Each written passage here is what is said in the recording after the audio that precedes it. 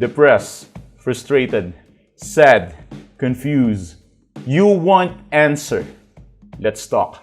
Give me a message sa page ko sa Philippine Dating Coach and you can have one-on-one coaching with Coach Baze, your dating coach. Just please subscribe to my channel and hit the bell button.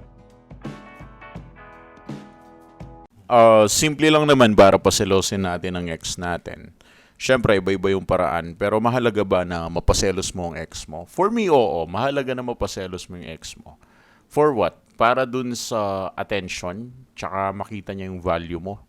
Tsaka makaramdam siya ng, alam mo yun, yung pride na akala niya siya lahat na mahal mo. Kasi isang malaking sampal sa mga dumper kapag nakikita nila yung mga iniwan nila na kaya palang makipag-mingle sa iba.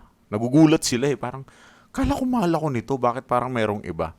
Yung kapag nakita nila na yung trono nila na parang pride nila na pag-aari kanila, yung trono nila na yun, pride nila yun yun yung gusto nilang panindigan. But the problem is, pag nakita nila na naghahanap ka na ng iba or may nakakadate ka na bago, dun na sila nagkakaroon ng confusion kung mahal mo ba talaga sila. Dun nagkakaroon ng konting kirot sa kanila kasi may pinagsamahan ba rin kayo.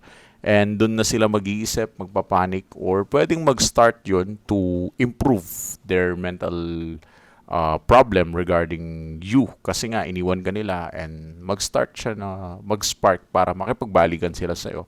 So, importante rin na magselos sila kung minsan. Pero, maganda ka kasi may fireback minsan yan. Pero, ang tinutukoy ko lang, pwede mo naman sila paselosin sa magandang paraan. Like example, makipag-date ka, pero yung date na gagawin nyo is hindi naman talaga about date. I-inform mo na yung makakadate mo is just a matter of friendship date lang. Kasi hindi natin gustong gamitin tong another person para gawin yung mga gusto mong mangyari. Hindi natin siya gagawin. So, kung makikipag-date ka man, sabihan mo yung kadate mo na, yeah, it's just for friendly purposes. Okay lang ba yun sa'yo? And then, kapag sabi ng makikipag-date sa'yo na, yeah, okay lang, friendly purposes. And then, go ahead, mag-take kayo ng pictures somehow. Parang, wag lang kayong masyadong magdikit. Saktong, picture lang. And then, i-my day mo. Kapag in-stalk ka ng ex mo, which is malaki ang tendency na i-stalk ka niya, then makikita din niya na parang may iba yata na nakakadate ka. So, mag-iisip siya, pinagpalit mo na ba ako? Mahal mo na ba yan? Sino ba yan? Bago maliligaw mo ba yan? Sino ba yan? Like that. Mga ganun yung iisipin yan Pero syempre, ang sagot, hindi mo ibibigay basta-basta. Pwede mong sabihin na, okay naman siya. Hanggang ganun lang. We just want them na magselos kung minsan. Pero meron din akong tinuturo kung paano mapaselos ang ex. At nandun siya sa isang video ko. Pwede mo siya mahanap dito. Yung title niya is Paano Paselosin si Ex sa legal na paraan. I mean, yung hindi ka gumagawa ng kung ano-anong technique para lang paselosin siya. And of course, yun lang. Ganun lang kasimple magpaselos. Kailangan talaga may mapaselos mo talaga siya minsan. And ang gagamitin lang nating paraan is just the simple date.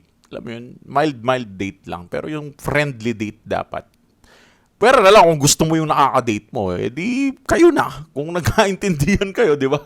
I mean, kung sana gets mo yung point ko, konting my day lang kung minsan. Pero, syempre, marami kang i-consider kasi nga, nagno-no contact ka, tapos radio silence pa. Kung nalilito ka o naguguluhan ka, give us a message sa Philippine Dating Coach page namin, and I think worth it naman kasi kapag naghingi kayo ng advice Kasi kung puro lang kayo pa video, hindi masasagot yung specific questions nyo At baka mali pa yung mai-apply ninyo.